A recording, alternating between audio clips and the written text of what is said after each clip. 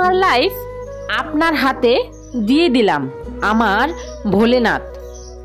এই জন্য না যে আপনি আরও ভালো করবেন, এই জন্য কেউ আপনার চেয়ে ভালো এটা করতেই পারেন না। সবাই বলেন যে বিশ্বের সামনে কখনো কাঁদবেন না, যত খুশি কাঁদো আর যত খুশি চাও ভগবানের সামনেই করো। আর আমি তাই করলাম। আর আমরা মনে করি যে তাদের লাইফে কি সুন্দর সব কিছু ঠিকঠাক চলছে। একটা কথা মনে রাখতে হবে, এই বিশ্বে কারোর লাইফ পারফেক্ট হয় না। দূর থেকে দেখলে সব জিনিসেই ভালো লাগে, দূর থেকেই মনে হয় তাদের লাইফে সব ঠিক চলছে। সবার লাইফে কিছু না কিছু কোনো না কোনো কমই তো থাকেই।